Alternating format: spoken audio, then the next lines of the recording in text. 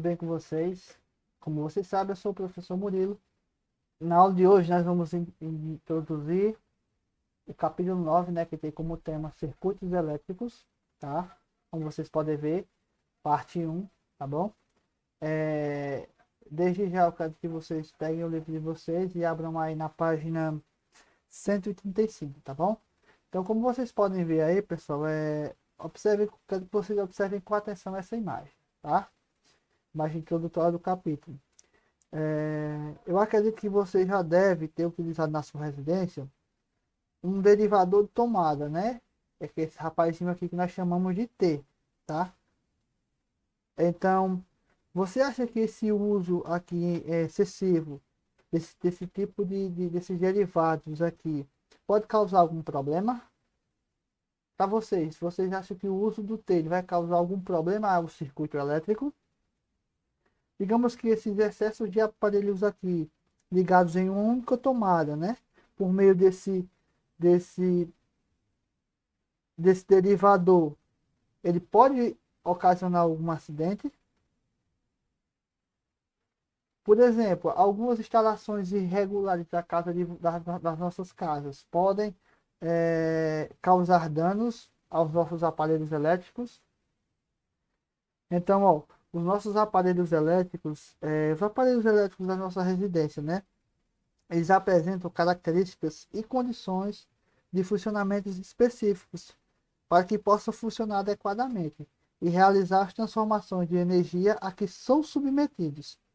Então, nesse capítulo, nós vamos entender um pouquinho, pessoal, com mais profundidade dos circuitos elétricos que estão presentes no nosso cotidiano, tá?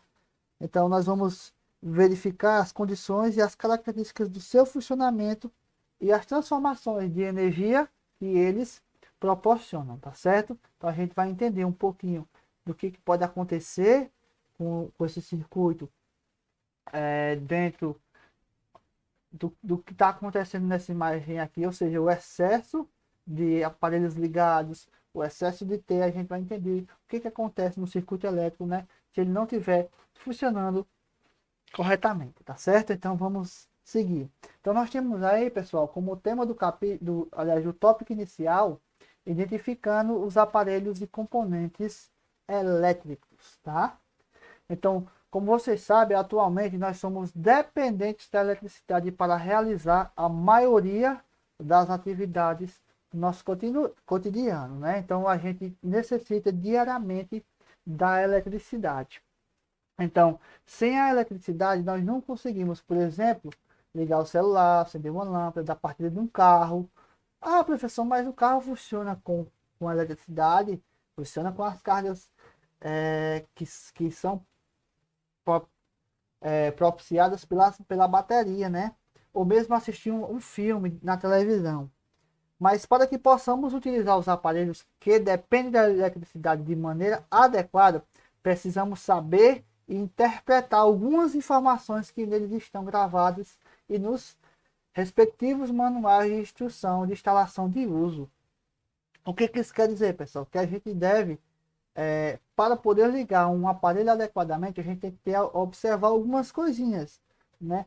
Por exemplo, há carregadores de telefone que eles não são adequados aos telefones, por possuir uma voltagem específica, tá? E vários outros aparelhos. Então, além disso, nós devemos ficar bem atentos a dados que ficam bem visíveis próximos às tomadas onde os aparelhos são ligados, instalando-os de forma adequada para evitar acidentes, danos elétricos e desperdício de energia. Então, se a gente observar atentamente, pessoal, nós verificaremos que existe nos aparelhos elétricos uma etiqueta do fabricante com as informações nominais de corrente elétrica, de tensão elétrica, né, que é a nossa DDP, de potência, entre outros dados. E essas informações elas são condições elétricas necessárias, indicadas pelo fabricante para que o aparelho ele funcione, tá, de maneira adequada. Então nós temos aqui, pessoal, um exemplo das informações que são trazidas nesses aparelhos. Por exemplo, nós temos a tensão, tá? Esse aparelho aqui ele funciona numa tensão de 127 volts. O que acontece aqui se eu colocar, por exemplo, ele numa tensão de 220? Ele vai acabar queimando. Por quê? Porque a tensão que está chegando nele aqui vai ser maior do que a capacidade dele. Nós temos uma corrente, né, nominal de 2,36 amperes. Nós temos uma potência, né, de 300 watts. Nós temos uma frequência nominal, que é a questão de 60 Hz, que a gente vai entender um pouquinho, tá, no próximo ano. E nós temos um fusível, né, que é a nossa resistência de 3 amperes, que vai impedir com que esse aparelho ele possa queimar-se caso ocorra uma descarga elétrica, alguma coisa ocasione uma descarga, um curto-circuito, tá certo? Então, ó, nessa etiqueta há algumas grandezas físicas que nós já conhecemos, né? Nós conhecemos no capítulo anterior. Quais são essas grandezas que a gente conheceu?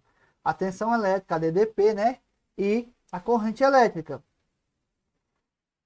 A potência a gente estudou no 7º ano e quando a gente trabalhou em máquinas a vapor, vocês lembram que no ano passado a gente trabalhou a questão de máquinas simples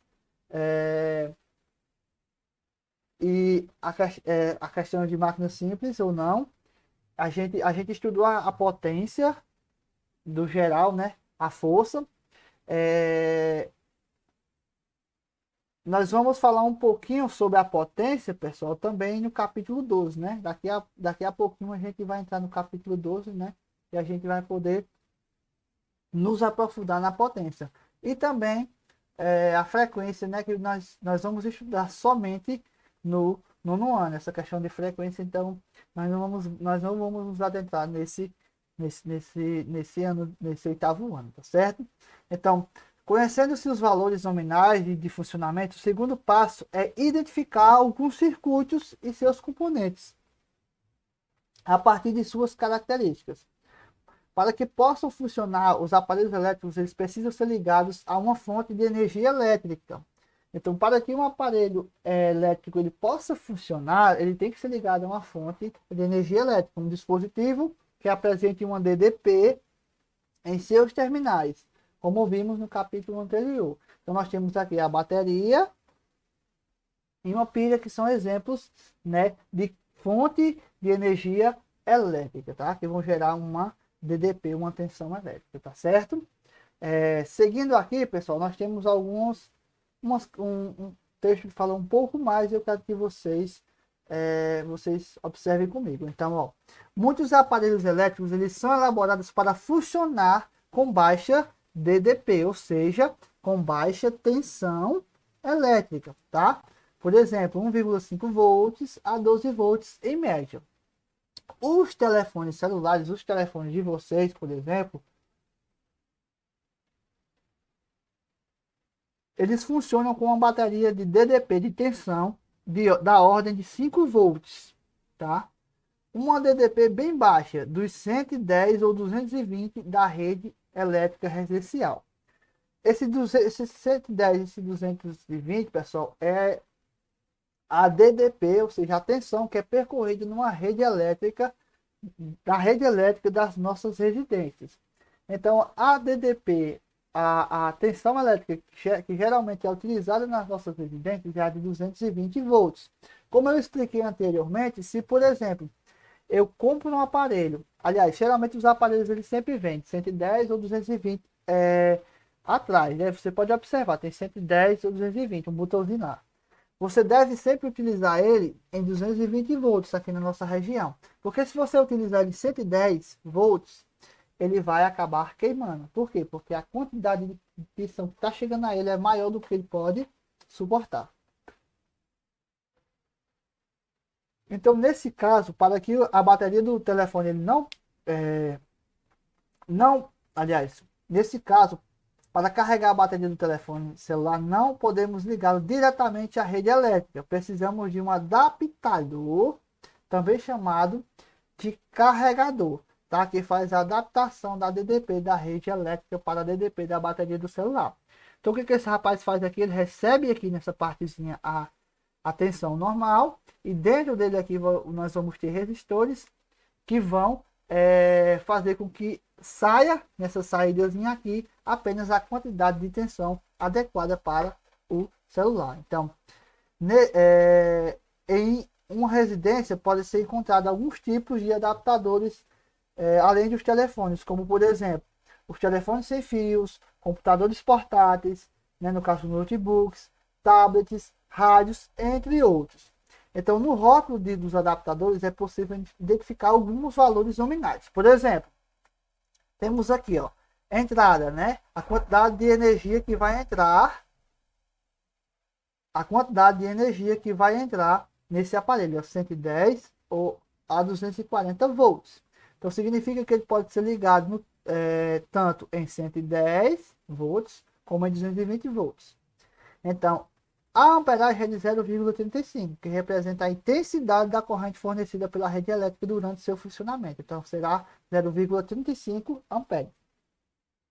Então, a saída, né, vai entrar aqui um valor e vai sair aqui outro. 5 volts, que indica a DDP que poderá ser fornecida à bateria do telefone celular. Há uma corrente elétrica de 2 amperes, né, que indica, os 2 amperes indica a corrente elétrica que poderá ser fornecida à bateria do telefone celular. Então é bem interessante que vocês façam essas observações, tá? Vocês peguem o telefone, o carregador de vocês e vejam qual é o valor de entrada e o valor de saída de cada um, tá certo? E que se, por exemplo, chegue um carregador a queimar, você pode observar, o meu carregador é de 5 volts, né? E alguém pode vender um a vocês, por exemplo, só um exemplo de 3 volts, de 4 volts, então ele não vai funcionar corretamente no telefone de vocês, tá bom? Então, alguns aparelhos, pessoal, aparelhos elétricos, eles apresentam como função principal a produção de aquecimento, ou seja, eles transformam energia elétrica em energia térmica, tá? Quando o aparelho, um aparelho elétrico, ele pega a energia, ele transforma a energia elétrica, aliás, ele aquece, significa dizer que ele pegou a energia elétrica e transformou em energia térmica. Então, como eu já citei, ó, eles têm como característica transformar essa energia elétrica em energia térmica e apresentam um resistor como elemento principal. Vocês lembram quando a gente falou em questão dos resistores no capítulo passado? Então, esses aparelhos eles são chamados de aparelhos resistivos. Então, nós temos aqui o chuveiro, o ferro de passar, o aquecedor são exemplos de aparelhos resistivos. Por quê? Porque eles dentro desses aparelhos tem um resistor.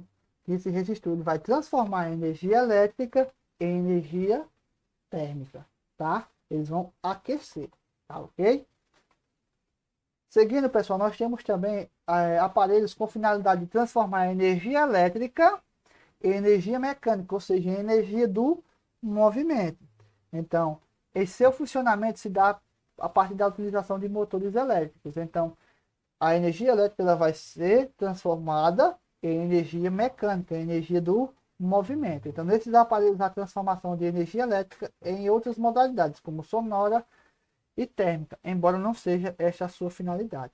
Então, esses aparelhos aqui, como ventilador, furadeira e liquidificador, eles têm como finalidade transformar a energia elétrica em energia mecânica, tá? Energia em movimentar, tá certo?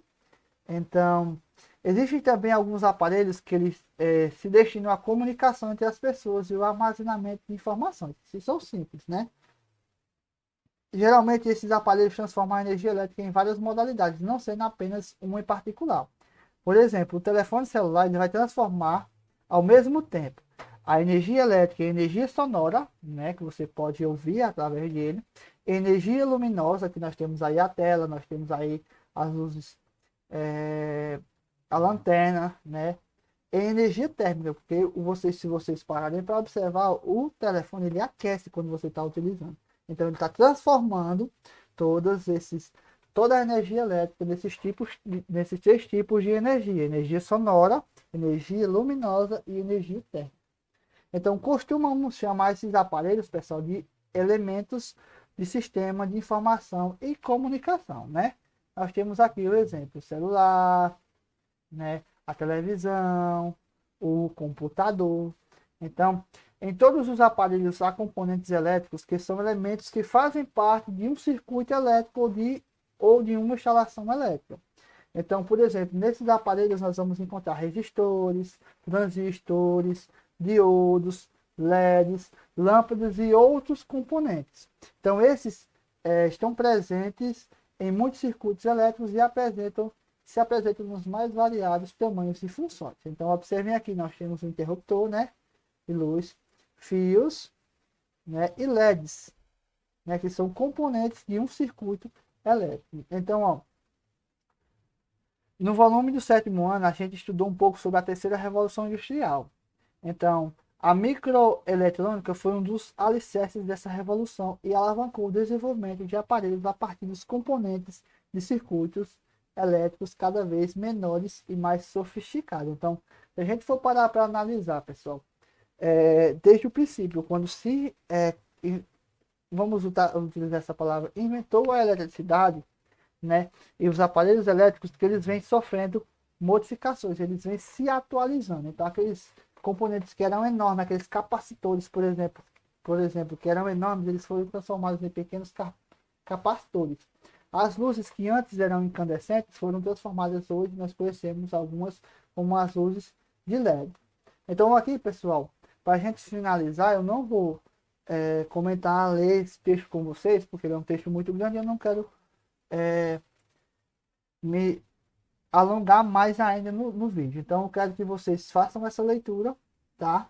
E vocês vão entender um pouquinho sobre a questão das lâmpadas elétricas, as lâmpadas a óleo, as lâmpadas incandescentes, as lâmpadas fluorescentes e as lâmpadas de LED. Um breve histórico sobre as lâmpadas elétricas, tá certo?